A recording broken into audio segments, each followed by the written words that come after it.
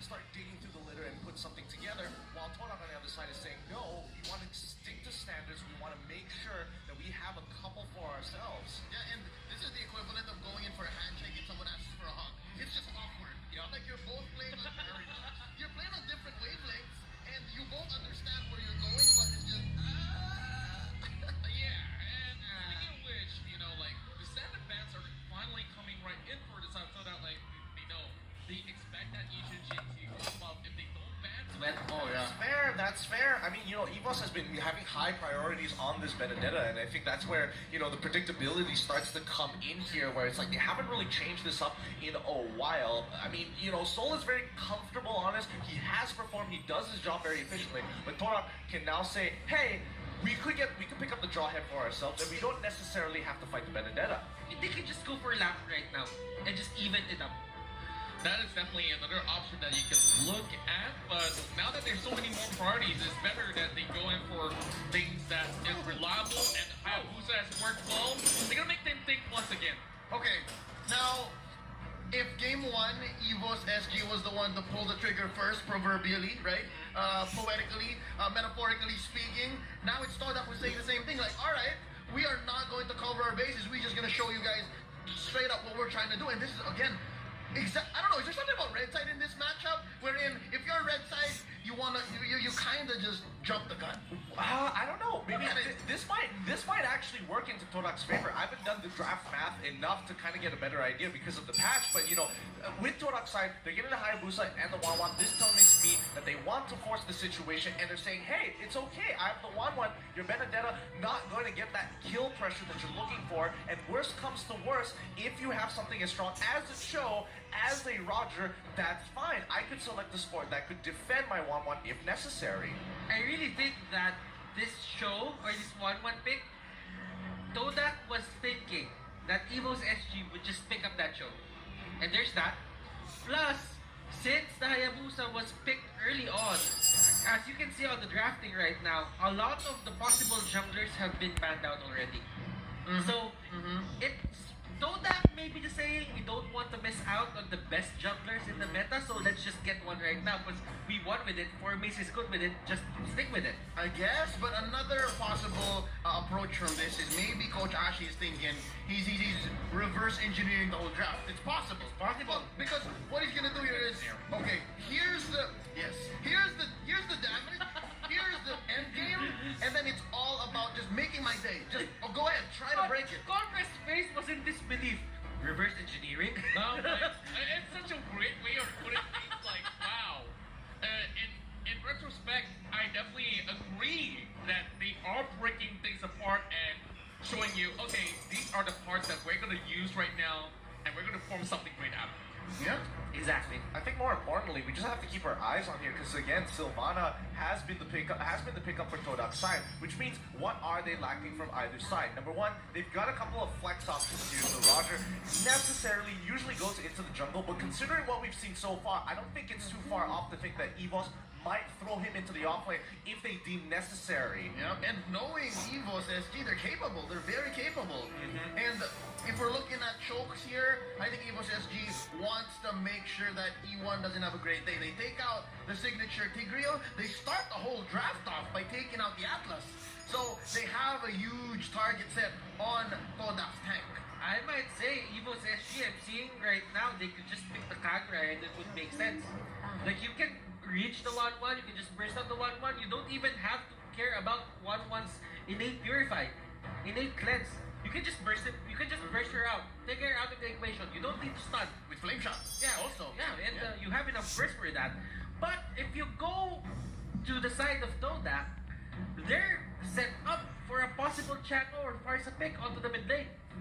Yeah, it's definitely looking very well for Farsa to come right in as well. Remember this, that we also have things like Loyi that could actually come in, but not too sure whether that would be the most optimal choice in this way.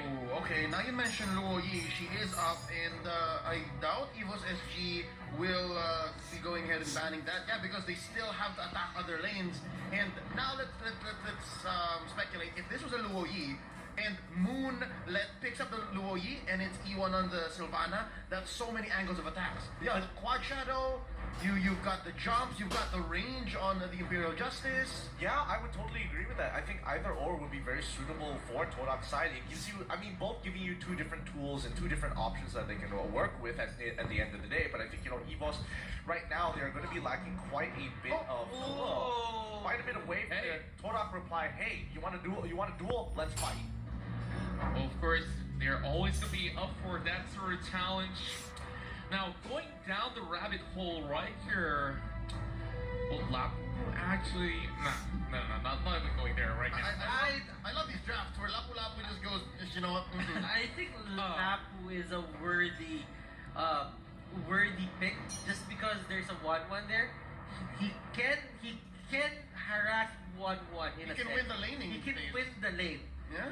But I kinda like and not like the Thamus pick here for the side of Todak just because there's a Roger there. Even if you build up on the health side of things, the Roger will take advantage of that. Yeah, Roger probably can kite this up, but yes, there we go. Kagura. They've been missing out the magic damage for a long time and a lot of wave clears, so they are opting to go for the Harith as well as the Kagura. Like Butters mentioned, the Kagura, very normal pick, but I was trying to figure out where do you go into the offlane at this point of time, considering that Todak, they're still missing a little bit of their own magic damage. They have the Sylvana, but she isn't going to be your dedicated magic damage dealer.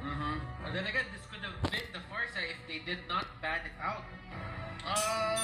True. Well, he's still out there. Yeah. He's still out there. We're still considering that. And Changa? would you agree with me if the mid laner of Todak here, I think he's one of the most stationary mages here in M2. Moon. Gotta say What do you so. mean by stationary, Like, first of he all? likes to go for these backline mages. Okay, And yeah, he likes okay. to stay in the lane. That makes a lot more sense. Why not stationary? It's like he likes to It's stay like, still. It's like, wait a like, minute, it what? looks like staying still, this sort of sense. But now that you pointed out, it makes sort of sense. But honestly, I know. Let me explain myself, please. It's fine. No, but with this lineup, I don't think Moon should be staying put.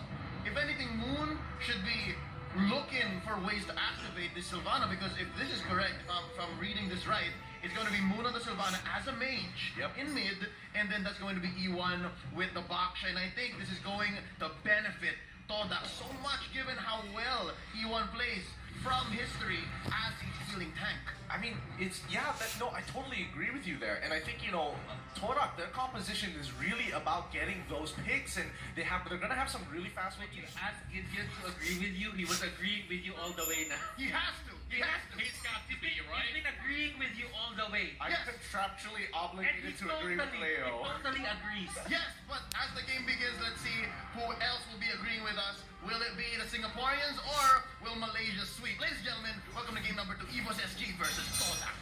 Thank you for the introduction, and now we're going to be seeing whether or not can Evos SG find the momentum to be able to equalize before opting to find that reverse sweep opportunity. And with the two-man setup up top, we're seeing E1 receiving a little bit too much more damage. But I really do like that very, very aggressive move coming from Todak because they're already in the jungle. They want to try to be as aggressive as possible, but looking down, Todak, I mean, X-Ray, he's got to be careful. He might get caught out here. He jumps on over, but he's still, I mean, Soul could run him down, but he's not entirely sure. Oh no, he takes the risk. He picks up the rune, he gets over the wall, and that's when Soul is going to call it off. And that's probably going to cost him the region.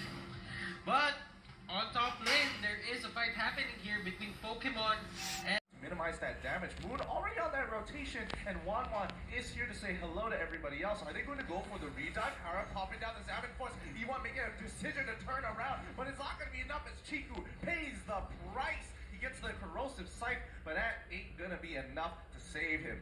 Potato here. He's not going for his orange buff, so that means they really just want to stop that 1-1 or Chico from getting his items. He has the corrosion sight, the swift boots. Well, for Formaze, he is, I think, going for the endless battle first, with the Agri Tomahawk in mind. Moon with the concentrated energy, that's fast. Oh no, Evos now trying to contest more here. Their own orange buff as they get kicked out of the way. JPL making sure that X-Ray can't maximize on it, but he's trying to push them off. It's not looking good on the other side. Pokemon is trying to do his own work. Finally, X-Ray goes down. Pokemon needs to join the team. Not on the end of it for Maze, right at the cusp of damage. My God. We just saw an amazing move coming from the side of Todak, and they have been able to just shut down Pokemon, having the big distraction over on the side, and just look, X-Ray really pulled every attention that he can get. I mean, I have to admit, Formaze on this Hayabusa is really starting to enable the team. I think he's kind of found his spot where he's super comfortable. Oh boy. And this is the adjustment that Todak took to just cover up whatever happened in the group stages. The group stages was a bit stressful for them. Even Dream Max almost got the win over them. But right now, for Todak, this is probably their best performance in a series for the M2. Yeah, and it's honestly really awkward here for Evos SG. Once again, they are put behind by 4K, and they're getting muscled out of the jungle. Pokemon once again dropping down to Zaman Force to try to minimize the damage, but now he has to dodge away from E1. But the backline is going to get Dobunda. Movement finds an opportunity. They try to defend it as JPL takes him away, but the crossbow tank from Chiku doing a really good job to ensure the damage. They are too low to help him out. Soul is nowhere to be found. He's trying to cut the waves, but it might cost him in his death here. Final blow going on top. E1 once again going to be the target of contention. He jumps on over. Potato, does he have enough damage? Yes, he does, finally. And looking at it, look at the bottom lane here, or the bottom jungle here for the side of Evos SG. They're not giving any priority to this buff. This orange buff is what Potato needs to just have that certain edge, to just deal more damage, but they're not giving anything. And the minions just take down the turret onto the bot lane. What's happening here? Yeah, they're losing all across the board here. There's nothing much that they can do. I mean, even Soul trying to force the play here. But E1 trying to Imperial Justice and Iron Thing off the Soul. He manages, tries to get out with the final blow. It ain't going to be enough. They take him out with ease, as nobody on the side of Evos SG is going to be strong enough, especially with the 6K gold lead in Todak's favor. You can see things are crumbling left, right, and center for Evos SG. No time for them to even catch a little bit of a breath right now.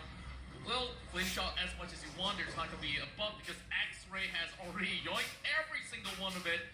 And Todak is just getting this set up just in case, you know, they might just actually send somebody to go for a check.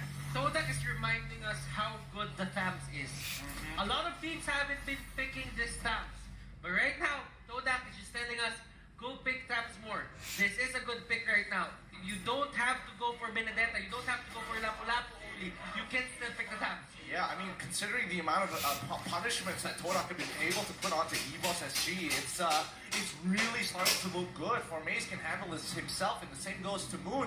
And E1, he just has to cover up the holes and plug it up. And the fact that he's on Boxia, those rotations just make it even faster. And I just love the fact that they only have 4 members in the front, and they could just let Chiku do his thing until the time is right for the challenge. Oisha's kill already being popped up. Salmon for the ball from Pokemon, trying to walk away, but he will still be slain out there.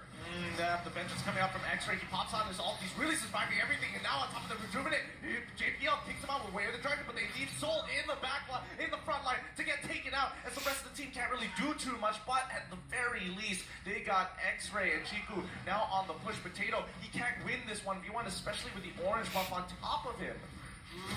Oh. And there is going to be a Jit Kundo. Moon almost getting caught out, but luckily JPL didn't have. Way of the Dragon. Way of the Dragon coming through. JPL is going to be going down. Zaman Force being popped out.